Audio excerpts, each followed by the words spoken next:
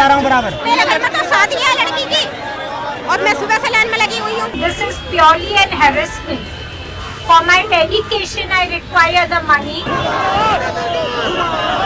ये 3 दिन से लाइन में लगे हुए थे, इनके पैसे नहीं बदले गए। आज सुबह जब गए हैं लाइन में तो वहाँ खड़े रहे, उनके बहुत लाइन लंबी थी और उनके पैसे बदले नहीं गए, वहाँ हार्ट अटैक पड़ गया।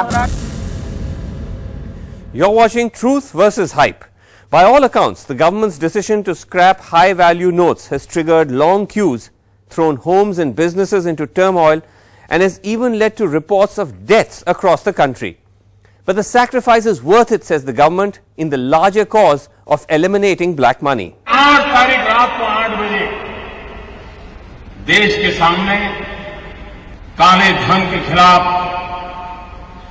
भ्रष्टाचार के खिलाफ मैं जो लड़ाई लड़ रहा हूं, उस दिशा में एक अहम कदम उठाया है। एक ही फैसले से सरकार ने काले धन के खिलाफ सरकार की जो लड़ाई है, वो लड़ाई को एक महत्वपूर्ण मोड़ पर लाकर खड़ा कर दिया है।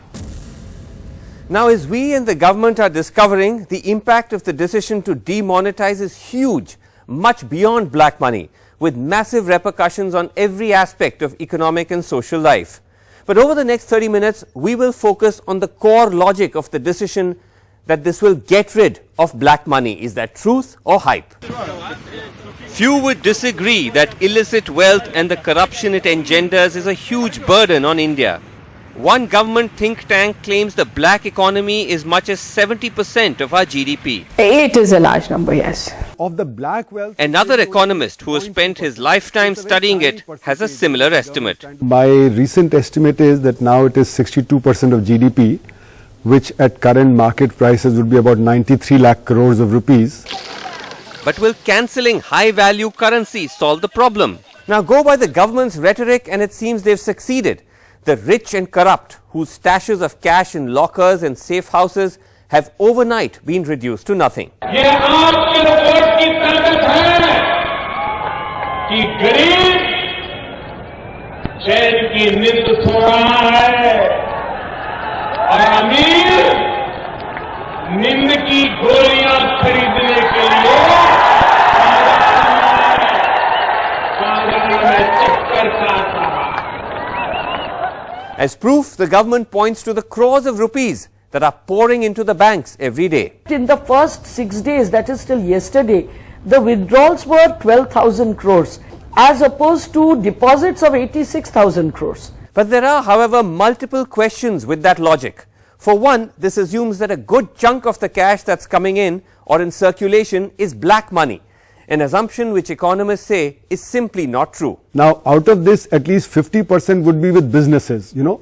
So like you go to a petrol station and you're buying petrol every day, so you see them with carrying large wads of notes. It'll be with the railways, it would be with the airlines, it would be with, you know, the daily businesses that are conducted. So at least, you know, at least 50% of it and maybe even more would be with the businesses, you know, not with the households. So at least half of it would be in the form of white cash held, you know, for transaction purposes. The balance half, you may say at the most 3 lakh crores may be black, which may be from the black incomes that you've earned. The point that cash is overall a very small component of black money should not be news to the government. It's the central argument of a 2013 report on domestic black money by the government's own think tank, the National Institute of Public Finance and Policy, which comes under the Finance Ministry. They pointed out that most illicit funds are not hoarded in cash and instead are invested. But for reasons which are unclear, that report has gathered dust for years. See, I unfortunately can't opine on what we put into the report because of certain MOUs we signed. Which is why the NIPFP's latest report on demonetisation, of which NDTV has a copy, suggests they aren't at all convinced that it will tackle the black money issue. Kavita Rao, the author of the report on black money and the demonetisation report, joins me. Tell me, Kavita Rao, why were you not convinced by the government's move? Unfortunately, there is no evidence one way or the other. There is no evidence to suggest that black money is purely held in cash or even largely held in cash. There seems to be a lot of evidence to suggest that black money is held in other assets like gold and real estate. There's also evidence to show that it is invested in various sectors like education and health and other sectors. So I think it would be wrong to say that black money would be extinguished if we demonetize. What it does do is put some sand in the wheels so things can slow down. So in the interim, you deal a shock to the system, yes. Now with this perspective, let's relook at the government's claims.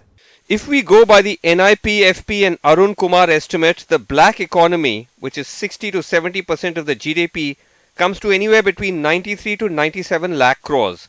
Of that, according to Arun Kumar, only 3% is hoarded cash. This roughly corroborates an estimate by the economist Swaminathan Iyer, who says hoarded cash is about 2% of the black economy. Also broadly matching an article in the Hindustan Times, which is based on the seizure pattern of IT raids, says hoarded cash is about 6% of black economy. Either way, this means the hoarded cash comes to only 3 to 6 lakh crores, while the government has cancelled 15 lakh crores of cash. So this 2 to 3 lakh crores of the 93 lakh crores amounts to only about 3% of the current GDP, and of the black wealth it may be only 0.2% of the black wealth. So it's a very tiny percentage, which the government is trying to get at. Kavita Rao, given this, isn't this risky what the government has done? I do believe it's a risky step. I do believe that you sort of rattle not just the black economy but the entire economy by doing this. And so it is a risky measure. It does appear to be a large measure. So I guess it sort of conforms to the spirit of big reforms. Doesn't necessarily mean it is successful reforms. So, Pranab Sen, economist, thanks for joining us. If the wealthy and the corrupt are not really impacted, then who is hit? Is it India's informal economy? Very badly. You see, all of us can easily make do with a lower level of consumption, and we can make do for an extended period, maybe 4-5 months, right? But if the production activity is disrupted, then incomes are not going to be generated. And we cannot live for very long without incomes. P.N. Vijay, financial advisor to the BJP, do we even know how much cash in the system is hoarded black money when the government decided to take this step? Well, that's very difficult to tell. All that we know is from the RBI, we get weekly numbers that it's about 15 lakh crores. And other information we got from the Ministry of Finance was up to, I think, about 4 or 5 days ago, they had collected about 3.5 lakh crores through the banking system. But we don't know how much of that is black money, and given this lack of information, isn't demonetizing close to 80% of all of India's currency a very, very risky step? I don't think so. I think the step is extreme, surely the step is extreme, but I wouldn't say unwarranted, because last many years, I think from 1947, we have been talking about black money and the influence of black money on the real economy and the evils of asset prices being bloated, etc. So we have to start somewhere. The impact felt in the harvest season across rural India, amongst shopkeepers and street vendors, and those lower on the economic chain. बहुत ज़्यादा असर पड़ा है. Labour बिल्कुल खाली बैठी है, कोई काम नहीं है, ग्राहक आता नहीं है, आए कहाँ से पैसा लाए, कहाँ से पैसा है नहीं. किसान अपने खेत में काम करे कि बैंक में जाके लाइन पे लगे. ना मंडी वाला पैसा दे रहा है, ना बैंक से पैसे मिल रहे हैं. ऐसी मुसीबत है कि पहला अकाल ही अच्छा था ऐसा लग रहा है. Some may argue that the trade-off is worth it, given that some black money of the rich and the dubious has been wiped out. But that too might not be the case. As the media reports suggest, people have found devious ways to launder money. The most common being to go to middlemen and then get your money deposited through mules or ordinary folk. To look for these middlemen, one doesn't need to be well connected. We sent our reporters to banks across Delhi armed with a hidden camera, pretending to have a large chunk of undeclared cash that they needed to bank. Remember, the rule allows 2.5 lakh rupees to be deposited with no questions asked. Anything above that gets taxed and questioned. Problem ये है कि हमारे पास ना मतलब पैसे थोड़े ज़्यादा हैं, तो जब कैसे करना है आप बताओ। आपके पहचान में और कोई लोग हैं? करीब मतलब 15-20 लाख हैं। तो 2 दिन में हो जाएगा। तो 18 लाख हो जाएंगे। हो जाएगा। अगर तो चल अगर 4-5 आदमी तो उस हिसाब से आधार लगभग सर हो जाएगा। 4-5 लाख। सरेंडर है आपके लिए, निकलना भी है इसको। निकलना भी है, तो सारे काम से निकल भी सकता है। आ गया ए शंकर हो गया भैया सर 15 दे देना। 1 लाख। हाँ 15 दे। 15 कितने? 1 लाख। अच्छा 1 लाख टोटल? हाँ 1 लाख का 15,000 मांगे। 1 लाख का 15? 10% चल रहा है वैसे। 1 लाख का 10 चलेगा? दे 12 दे देना। 12 दे 12 लाख 12,000 पर लाख। हाँ 20 लाख है। हाँ वो बात सही है, मैं समझ रहा हूँ आपकी बात। हो जाएगा लेकिन? हाँ हो जाएगा। मुझे लगवाना पड़ेंगे वो उनके ID प्रूफ से, जिसका आधार कार्ड है उसके भी साइन हो जाएंगे, जिसका पहचान पत्र है, जिसका बैंक अकाउंट भी है। भाई मैं मत पूछता हूँ आज, तो मैं आपको कल बताता हूँ। 1 सेकेंड कंफर्म करके, एक्चुअली अच्छा कंफर्म करके बताऊंगा ना। मतलब आप छुपाना क्या है? आपसे बात हो ही गई है तो हम लोगों का थोड़ा अटका हुआ है। 20 लाख अटके हुए हैं। तो कितने लड़के लगेंगे, कितना कमीशन होगा, ये हमको आप एक बता दो, आइडिया दे दो। लगे तो मैं ऐसे ले आऊँगा, बिल्कुल ध्यान में लगे वैसे भी नहीं, मतलब किसी को ये भी ठग हो गई, किसी और भी कर रहे हैं, लगे मैं ऐसे भी आऊँगा। कितने? 30 लाख। 30 लाख हो जाएगा तुम्हारा। इसमें क्या परसेंट होगी बताओ? आप बताओ परसेंट। हम अभी 20 लाख और करा के आए हैं। 10% है हमारे पास है। 4-5 अकाउंट होंगे जो खाली होंगे, इसमें 2.5 लाख मिले थे ना, तो वो हो सकता है। तो आप शाम को मिलोगे हमसे, ठीक है? The other route is converting black money into foreign exchange, again for a hefty commission. We found one such dealer, but he insisted that we meet him only with cash. So we recorded our phone conversation with him. ये बताइए आप कितना cash है total? मैं करा दूंगा।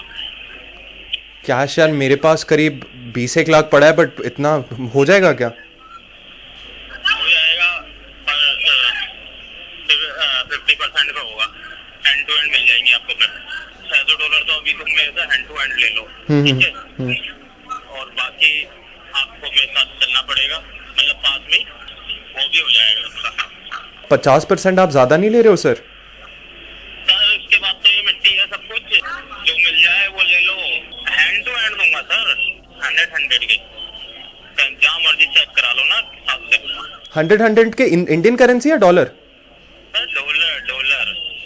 मेरे को टोटल बता दो, फिर मैं आगे बात कर लूंगा। ठीक है, वैसे 85 लाख to 90 लाख करीब है। अच्छा कोई दिक्कत नहीं सर, हो जाएगा, टेंशन मत लो, बिल्कुल ईमानदारी से होगा। This money laundering is taking place not just in cities, even in rural India. The powerful are finding ways of laundering their money. मजदूर के खाते में पैसा आते हैं, अब उनके थ्रू नहीं आता, उनके पास नहीं आते, सीधे मजदूर के खाते में पैसा आते हैं। तो उनको ये है कि वो आवेदन ले मजदूरों का, उनको काम दे, फिर मास्टर रोल निकलवा के उनको ब्लॉक में जमा कर दें। In a Dalit village in Sitapur district, the villagers told me that the brick kiln owners forced their workers to deposit their money into the workers' accounts a day after the announcement was made by the government. At least 4 villagers deposited 25,000 each in their accounts, and it was withdrawn the day the banks here started dispensing the new currency. When asked about this extra currency in their bank accounts, the workers who live inside the brick kiln complex denied it. In the village, a woman told us that the owners took hers and her daughter's bank account details to deposit cash, but failed as the accounts did not function. The workers NDTV spoke to were reluctant to talk to us on camera, fearing they would lose their jobs or be beaten by their employers. The concept of the Jandan accounts, zero balance accounts, well, this was introduced to allow even the poorest of the poor to have a bank account in their names. But since demonetization of the big notes, many Jandan accounts have been receiving huge deposits. There are more than 500 accounts we have. Okay. Jan Dhan accounts. Now we are receiving more deposits in that account also. Earlier there was no transaction in this account. It's a thief and police game actually. You had news about high value railway transactions being done in bulk and cancelled the next day. Prabhu then came in and said refunds will be through bank accounts. Then we have Gupta Dhan into temple hundis. That's a tough one because that's a very emotive issue. And it's not a battle, it's a war. Sometimes the fat cats win, sometimes government wins.